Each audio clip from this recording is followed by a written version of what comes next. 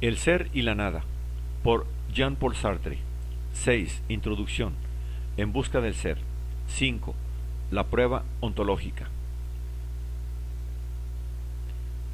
No se le da al ser lo que le es debido. Creíamos hallarnos dispensados de conceder transfenomenalidad al ser del fenómeno porque habíamos descubierto la transfenomenalidad del ser de la conciencia. Veremos al contrario que esta transfenomenalidad misma exige la del ser del fenómeno.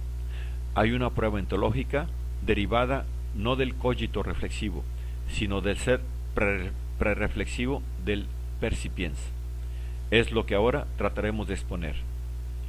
Toda conciencia es conciencia de algo. Esta definición de la conciencia puede tomarse en dos sentidos distintos. O bien entendemos por ella que la conciencia es constitutiva del ser de su objeto, o bien que la conciencia, en su naturaleza más profunda, es relación a un trascendente. Pero la primera acepción de la fórmula se destruye a sí misma. Ser consciente de algo es estar frente a una presencia plena y concreta que no es la conciencia. Sin duda, se puede tener conciencia de una ausencia, pero esta ausencia aparece necesariamente sobre un fondo de presencia. Ahora bien, según hemos visto, la conciencia es una subjetividad real y la impresión es una plenitud subjetiva. Pero esta subjetividad no puede salir de sí para poner un objeto trascendente confiriéndole la plenitud impresional. Así, pues, si se quiere a toda costa que el ser del fenómeno dependa de la conciencia, será menester que el objeto se distinga de la conciencia, no por su presencia, sino por su ausencia, no por su plenitud, sino por su nada. Si el ser pertenece a la conciencia, el objeto no es la conciencia, no en cuanto el objeto es otro ser, sino en cuanto es un no ser. Es el recurso al infinito de que hablábamos en la primera sección de esta obra. Para Husserl, por ejemplo, la animación del núcleo hilético por las solas intenciones que pueden hallar su cumplimiento en esa hilé no bastaría para hacernos salir de la subjetividad. Las intenciones verdaderamente objetivantes son las intenciones vacías, las que apuntan, por sobre la aparición presente y subjetiva, a la totalidad infinita de la serie de apariciones. Entendamos, además, que apuntan a la serie en cuanto las apariencias no pueden darse nunca todas a la vez.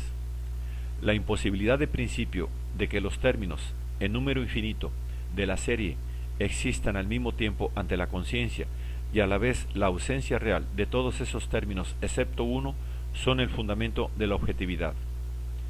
Presentes, estas impresiones, así fuesen en número infinito, se fundirían en lo subjetivo. Es su ausencia lo que les da el ser objetivo.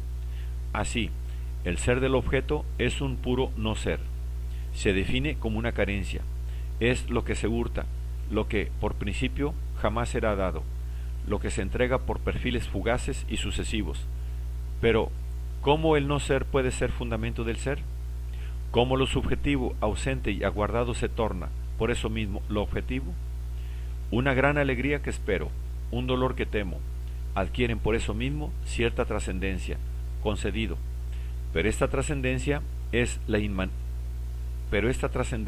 la inmanencia no nos hace salir de lo subjetivo.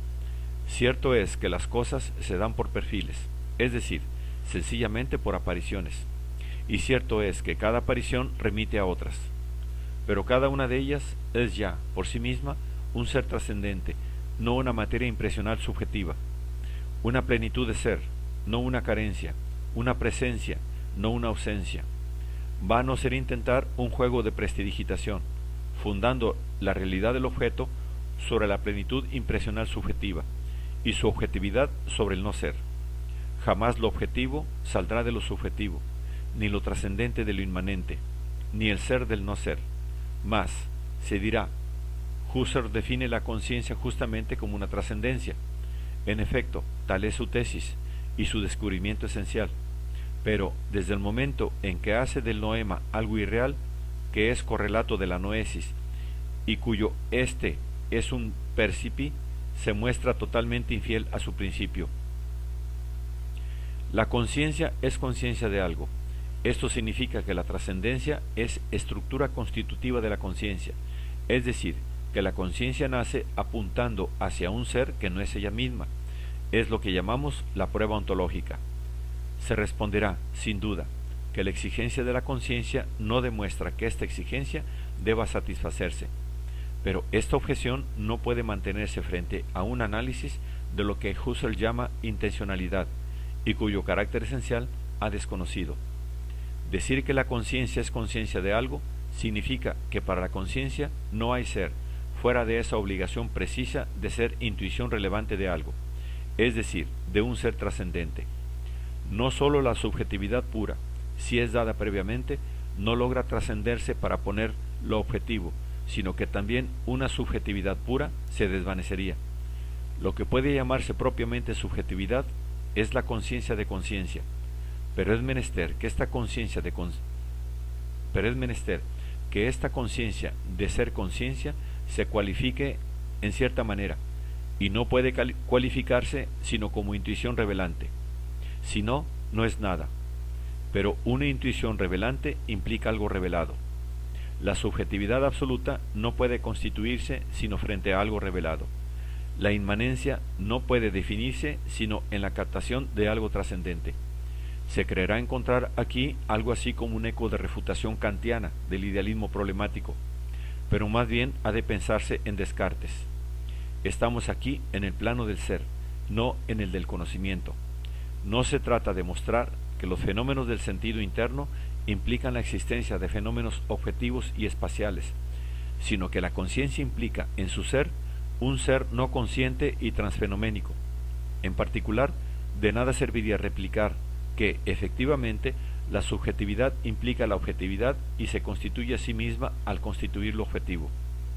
Hemos visto que la subjetividad es impotente para constituirlo. Decir que la conciencia es conciencia de algo es decir que debe producirse como revelación revelada de un ser que no es ella misma y que se da como ya existente cuando ella lo revela. Así, habiendo partido de la pura apariencia, nos encontramos en pleno ser. La conciencia es un ser cuya existencia pone la esencia, e inversamente, es conciencia de un ser cuya esencia implica la existencia, es decir, cuya apariencia exige ser. El ser está doquiera. Ciertamente, podríamos aplicar a la conciencia la definición que Heidegger reserva para el Dasein, y decir que es un ser para el cual su ser está en cuestión en su ser. Pero sería menester completarla y formularla más o menos así. La conciencia es un ser para el cual en su ser está en cuestión su ser, en tanto que este ser implica un ser diferente de él mismo. Queda entendido que este ser no es otro que el ser transfenoménico de los fenómenos, y no un ser nouménico que tras ellos permanecería oculto. El ser implicado por la conciencia es el de esta mesa, el de este paquete de tabaco, el de la lámpara, mas, en general, el ser del mundo. La conciencia exige simplemente que el ser de lo que aparece no exista solamente en tanto que aparece. El ser transfenoménico de lo que es para la conciencia es él mismo en sí. Busca del ser particular. Las reflexiones precedentes nos han permitido distinguir dos regiones de ser absolutamente diversas y separadas: el ser del cogito prereflexivo y el ser del fenómeno. Pero, aunque el concepto de ser tenga así la particularidad de escindirse en dos regiones incomunicables, es preciso, con todo, explicar cómo pueden ambas regiones ser colocadas bajo la misma rúbrica. Ello requerirá el examen de esos dos tipos de seres, y es evidente que sólo podremos captar verdaderamente el sentido de uno o del otro cuando podamos establecer sus verdaderas relaciones con la noción de ser en general y las relaciones que los unen. En efecto, por el examen de la conciencia no posicional de sí, hemos establecido que el ser del fenómeno no podía en ningún caso obrar sobre la conciencia.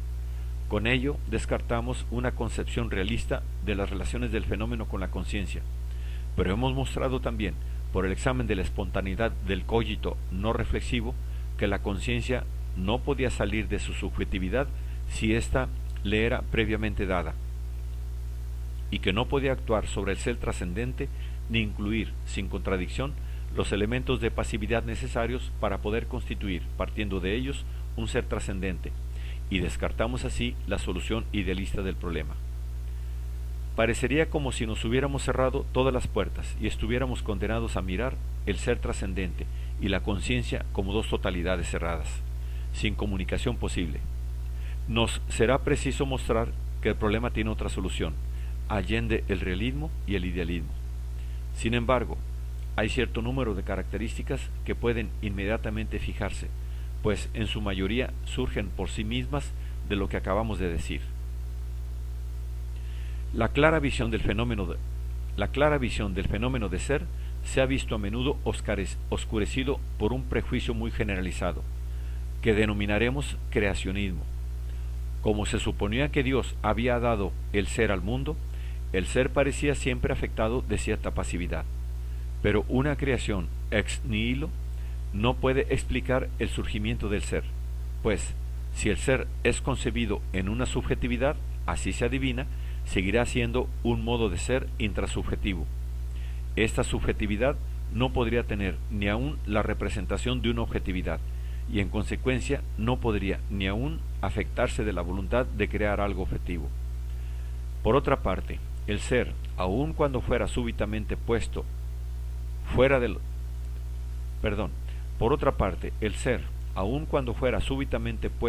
lo subjetivo por la fulguración de que habla Leibniz, no puede afirmarse como ser sino hacia y contra su creador, pues de lo contrario se funde en él la teoría de la creación continua, quitando al ser lo que los alemanes llaman la Selbstständigkeit, lo hace desvanecerse en la subjetividad divina. El ser, si existe frente a Dios, es su propio soporte y no conserva el menor vestigio de la creación divina. En una palabra, aunque hubiese sido creado, el ser en sí sería inexplicable por la creación, pues asume de nuevo su ser más allá de ésta. Esto equivale a decir que el ser es increado, pero no ha de concluirse que el ser se crea a sí mismo, lo que supondría que es anterior a sí. El ser no puede ser causa suya a la manera de la conciencia.